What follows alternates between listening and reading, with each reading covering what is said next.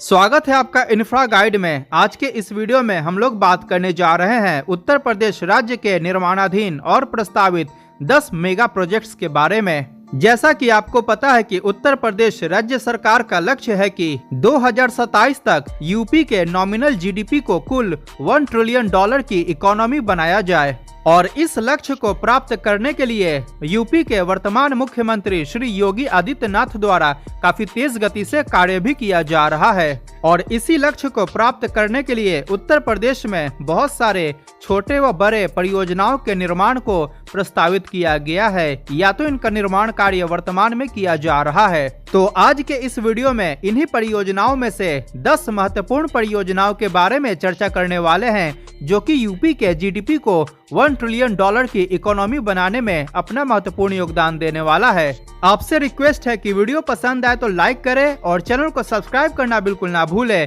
तो सबसे पहले बात करते हैं उत्तर प्रदेश डिफेंस कॉरिडोर के बारे में, जिसका वर्तमान में निर्माण कार्य चल रहा है। यूपी डिफेंस इंडस्ट्रियल कॉरिडोर के निर्माण का प्रमुख उद्देश्य है हमारे देश के एरोस्पेस और डिफेंस सेक्टर की विदेशों पर निर्भरता को कम करना। यूपी डिफेंस कॉरिडोर के अंतर्गत मेक इन इंडिया इनिशिएटिव को ध्यान में रखते हुए हमारे देश में ही एरोस्पेस और डिफेंस से जुड़ी इक्विपमेंट का मैन्युफैक्चरिंग हो पाएगा और हमारा देश डिफेंस के क्षेत्र में भी आत्मनिर्भर बन पाएगा। इसके साथ ही दूसरे देशों को डिफेंस इक्विपमेंट्स एक्सपोर्ट भी किया जा सकेगा। वर्तमान की योजना के अनुसार उत्तर प्रदेश में 6 नोड्स का निर्माण किया जा रहा है, जिनमें लखनऊ, कानपुर, झांसी, आगरा, अलीगढ़, चित्रकूट ये सभी शामिल हैं और यह सभी नोड्स आपस में एक्सेस कंट्रोल्ड एक्सप्रेसवे एवं 6 लेन और 4 लेन हाईवेज द्वारा वेल कनेक्ट होंगे। अगस्त 2018 में इस परियोजना के निर्माण की शुरुआत हुई और इसका जमीन अधिग्रहण शुरू किया गया। डिफेंस इंडस्ट्रियल कॉरिडोर को विकसित करने के लिए लगभग 3,700 करोड़ रुपए खर्च किया जा रहा है और इसका कुछ भाग ऑलरेडी ऑपरेशनल भी हो चुका है। इस डिफेंस कॉरिडोर से लगभग 2.5 लाख लोगों को रोजगार प्राप्त होगा और इसके निर्माण से उत्तर प्रदेश राज्य में लगभग 12,000 करोड़ से अधिक का इन्वेस्टमेंट आएगा। अब बात करते हैं गोरखपुर लिंक एक्सप्रेसवे के बारे में, जिसका कि वर्तमान में निर्माण कार्य चल रहा है और यह परियोजना उम्मीद है कि 2023 में ही पूरी तरह से बनकर तैयार हो जाएगा और इसको यातायात के लिए खोला भी जा सकता है। गोरखपुर लिंक एक्सप्रेसवे एक ग्रीनफील्ड 4 लेन का एक्सेस कंट्रोल्ड एक्सप्रेसवे है, जिसको कि फ्यूचर में 6 लेन में एक्सपैंड किया जा सकता है। इस परियोजना की कुल लंबाई 91.352 किलोमीटर है और यह गोरखपुर जिले में नेशनल हाईवे नंबर 27 के पास जैतपुर गांव से शुरू होकर रुद्रपुर, बेलघाट, अतरौलिया होते हुए आजमगढ़ जिले में पूर्वांचल एक्सप्रेसवे के पास सलारपुर गांव में जाकर समाप्त होती है। गोरखपुर लिंक एक्सप्रेसवे के निर्माण के बाद गोरखपुर शहर की पूर्वांचल एक्सप्रेसवे से कनेक्टिविटी और भी ज्यादा बेहतर हो जाएगी, जिसके कारण गोरखपुर से लखनऊ और गोरखपुर से दिल्ली का सफर वर्तमान की अपेक्षा और भी कम समय में पूरा किया जा सकेगा। इस परियोजना का निर्माण यूपीडा द्वारा किया जा रहा है और यह परियोजना गोरखपुर, आजमगढ़, संत कबीर नगर और अंबेडकर नगर जिलों से होकर गुजरता है। इस परियोजना का निर्माण कार्य फरवरी 2020 में शुरू किया गया और इसके निर्माण कार्य को 2 पैकेजेस में विभाजित किया गया है। इसके पैकेज 1 का निर्माण कार्य एप्को इंफ्राटेक द्वारा किया जा रहा है और पैकेज 2 का निर्माण दिलीप बिल्डकॉन लिमिटेड द्वारा किया जा रहा है। गोरखपुर लिंक एक्सप्रेसवे परियोजना के निर्माण में लगभग 5,900 करोड़ रुपए खर्च किया जा रहा है। अब आगे के वीडियो की जानकारी को सोनू द्वारा प्रस्तुत किया जा रहा है। गंगा एक्सप्रेसवे उत्तर प्रदेश राज्य की एक महत्वाकांक्षी ग्रीनफील्ड एक्सप्रेसवे प्रोजेक्ट है। यह 6 लेन एक्सप्रेसवे होगा जिसे फ्यूचर में 8 लेन तक एक्सपेंड किया जा सकता है। इसकी कुल लंबाई 594 किलोमीटर होगी। गंगा एक्सप्रेसवे 12 जिलों को कनेक्ट करेगा, जिनमें शामिल है मेरठ, हापुड़, बुलंदशहर, अमरोहा, संभल, बदायूं, शाहजहांपुर, हरदोई, उन्नाव, रायबरेली, प्रतापगढ़ और प्रयागराज। गंगा एक्सप्रेसवे का डेवलपमेंट UPEIDA अर्थात Uttar Pradesh expressway industrial development authority द्वारा किया जा रहा है। इस एक्सप्रेसवे का उद्देश्य गंगा नदी पर पड़ने वाले ग्रामीण क्षेत्रों को कनेक्ट करना है। लखनऊ कानपुर एक्सप्रेसवे, यह एक्सप्रेसवे 6 लेन का होगा जो अभी अंडर कंस्ट्रक्शन है। 2024 तक बन जाने की उम्मीद है। 62 किलोमीटर लॉन्ग इस एक्सप्रेसवे से लखनऊ कानपुर की यात्रा का समय आधा हो जाएगा। इस एक्सप्रेसवे को NE6 भी कहा जाता है। इस एक्सप्रेसवे का निर्माण जनवरी 2022 में शुरू हुआ था। इसमें कुल 4,700 करोड़ रुपए खर्च किए जाएंगे। इस एक्सप्रेसवे को 2 फेज में कंप्लीट किया जाएगा। इसके रूट के बारे में बात करें तो लखनऊ में शहीद पथ से शुरू होकर नवाबगंज को कानपुर से बंथरा, बानी, दतौली, कांठा, तौरा, नीरना, अमरसस और रावल होते हुए गुजरेगा। गोरखपुर सिल्लीगुड़ी एक्सप्रेसवे, इस एक्सप्रेसवे का निर्माण NHAI अर्थात national highway authority of India द्वारा किया जा रहा है। इसकी कुल लंबाई 520 किलोमीटर लॉन्ग होगी। यह एक्सप्रेसवे उत्तर प्रदेश के गोरखपुर से शुरू होगा और यूपी के 3 जिलों से गुजरते हुए बिहार में एंट्री करेगा।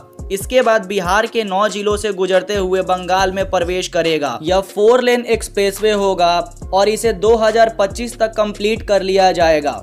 इसके रूट के बारे में बात करें तो एक्सप्रेसवे का लगभग 84 किलोमीटर हिस्सा उत्तर प्रदेश के गोरखपुर, देवरिया और कुशीनगर डिस्ट्रिक्ट से होकर गुजरेगा। बिहार के अंदर लगभग 460 किलोमीटर का हिस्सा होगा, जिनमें पश्चिम चंपारण, पूर्वी चंपारण, शिवहर, सीतामढ़ी, दरभंगा, मधुबनी, सुपौल, अररिया और किशनगंज के 9 जिलों से होकर गुजरेगा। इसके बाद बंगाल में इस एक्सप्रेसवे का लगभग 19 किलोमीटर का हिस्सा होगा, जो कि दार्जिलिंग और फिर सिल्लीगुड़ी तक खत्म होगा। करंट अपडेट के बारे में बात करें तो भूमि अधिग्रहण का काम पूरा कर लिया गया है। वाराणसी कोलकाता एक्सप्रेसवे, वाराणसी कोलकाता एक्सप्रेसवे कुल 4 स्टेट से होकर गुजरेगा, जिनमें शामिल है उत्तर प्रदेश, बिहार, झारखंड और वेस्ट बंगाल। इस एक्सप्रेसवे का 187 किलोमीटर लॉन्ग हिस्सा झारखंड में होगा। उत्तर प्रदेश के वाराणसी में 22 किलोमीटर लॉन्ग हिस्सा होगा। बिहार में एक्सप्रेसवे का हिस्सा लगभग 159 किलोमीटर लॉन्ग होगा और वेस्ट बंगाल में 242 किलोमीटर का हिस्सा होगा। एक्सप्रेसवे के रूट के बारे में बात करें तो बरहुली गांव, जो कि चंदौली जिले उत्तर प्रदेश में स्थित है, वहां से इस एक्सप्रेसवे की शुरुआत होगी। फिर यह एक्सप्रेसवे बिहार में प्रवेश करेगा। बिहार के कैमूर, रोहतास, औरंगाबाद और गया डिस्ट्रिक्ट से गुजरने के बाद एक्सप्रेसवे झारखंड में प्रवेश करेगा। झारखंड के चतरा, हजारीबाग, रामगढ़, पीटरबार और बोकारो से गुजरेगा। फिर पश्चिम बंगाल में पुरुलिया, बांकुरा और आरामबाग से होकर यह गुजरेगा। वाराणसी कोलकाता एक्सप्रेसवे उलबेरिया में समाप्त होगा। इस एक्सप्रेसवे को बनाने में कुल 28,500 करोड़ रुपए खर्च किए जाएंगे और इसे 2026 के अंत तक बना लिया जाएगा। गोरखपुर शामली एक्सप्रेसवे, यह एक्सप्रेसवे पूरी तरह से ग्रीनफील्ड होगा और इसकी लंबाई करीब 700 किलोमीटर लॉन्ग होगी। यह एक्सप्रेसवे 6 लेन का होगा, जो कि 22 डिस्ट्रिक्ट्स को कनेक्ट करेगा। रूट के बारे में अगर बात करें तो उत्तर प्रदेश के वेस्टर्न साइड को ईस्टर्न साइड से कनेक्ट करेगा। एक्सप्रेसवे के कंप्लीट होते ही ग्रामीण इलाकों की ओर बेहतर कनेक्टिविटी मिलेगी और उत्तर प्रदेश में इंडस्ट्रियल डेवलपमेंट में भी उन्नति होगा। नोएडा इंटरनेशनल एयरपोर्ट, 25 नवंबर 2021 को नोएडा इंटरनेशनल एयरपोर्ट की आधारशिला रखी गई थी और इस एयरपोर्ट के साथ भारत ने दुनिया में एक और नई ऊंची उड़ान भरी। नोएडा इंटरनेशनल एयरपोर्ट के बन जाने के बाद यह एशिया लार्जेस्ट एयरपोर्ट कहलाएगा। इस एयरपोर्ट में कुल 6 रनवे होंगे। शुरुआती चरण में 2 रनवे को तैयार किया जा रहा है और बाद में इसका विस्तार 6 रनवे के रूप में किया जाएगा। दुनिया के चौथे और देश के सबसे बड़े हवाई अड्डा नोएडा इंटरनेशनल एयरपोर्ट साल 2024 के सितंबर से विमान उड़ान भरना शुरू कर देगा। इसी के साथ उत्तर प्रदेश पूरे देश में सबसे प्रमुख विमानन केंद्र के तौर पर स्थापित हो जाएगा। इस एयरपोर्ट का निर्माण 4 फेज में कंप्लीट किया जाएगा। करंट अपडेट की बात करें तो 31% वर्क कंप्लीट कर लिया गया है। यह एयरपोर्ट जेवर में 6,200 हेक्टेयर एरिया में बन रहा है और इसके निर्माण में कुल 30,000 करोड़ रुपए खर्च किए जाएंगे। इस एयरपोर्ट पर कुल 6 रनवे होंगे, जिनकी लंबाई 4 किलोमीटर लॉन्ग होगी। यह एयरपोर्ट 4 लेन एक्सप्रेसवे मेट्रो, बुलेट ट्रेन और पेड टैक्सी से भी जुड़ा होगा। इस एयरपोर्ट पर एक साथ 178 एरोप्लेन खड़े हो सकेंगे। यह पूरा कंप्लीट हो जाने के बाद करीब 7 करोड़ यात्री हर साल सफर कर सकेंगे। नोएडा इंटरनेशनल एयरपोर्ट को टाटा प्रोजेक्ट्स के द्वारा बनाया जा रहा है। आगरा मेट्रो, इसका संचालन 2023 के अंत तक शुरू हो जाएगा। इसमें 3 एलिवेटेड और 3 भूमिगत अर्थात अंडरग्राउंड स्टेशन होंगे। मेट्रो 2 मिनट में 1 किलोमीटर का सफर तय करेगी। Uttar Pradesh metro rail corporation की टीम तेजी से काम कर रही है।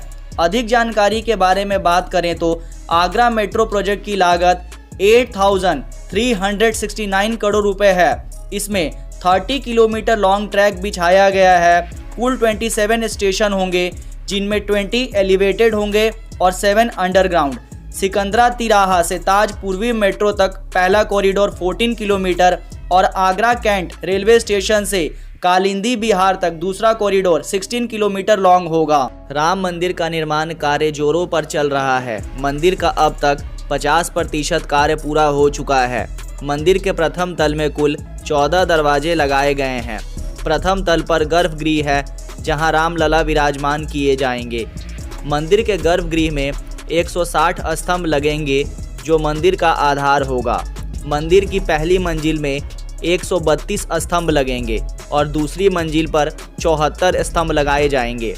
राम मंदिर के निर्माण के साथ साथ अयोध्या के सौंदर्यीकरण का काम भी जोरों पर चल रहा है। सड़कों को चौड़ीकरण और चौराहों को भी नए तरह से बनाया जा रहा है। राम जन्मभूमि पर नागर शैली का जो भव्य दिव्य मंदिर निर्माणाधीन है, उसका कार्य 50% पूरा कर लिया गया है। करंट अपडेट के बारे में बात करें तो अब 26 फीट ऊंची आधार भूमि पर रामलला का वह आगर निर्मित हो रहा है, जिसमें रामलला विराजमान होंगे। निर्माणाधीन राम मंदिर 360 फीट लंबा, 250 फीट चौड़ा एवं 161 फीट ऊंचा है। रामलला जिस आधार भूमि पर स्थापित हो रहे हैं, वह सतह से 25 से 30 फीट ऊपर है। जनवरी 2024 में रामलला को गर्भगृह में स्थापित किया जाएगा। इसके बाद श्रद्धालु राम मंदिर का दर्शन कर सकेंगे और इसमें कुल 1800 करोड़ रुपए खर्च होने का अनुमान है। वीडियो पसंद आई हो तो प्लीज़ लाइक, शेयर एंड हमारे चैनल को सब्सक्राइब करना बिल्कुल ना भूलें। जय हिंद।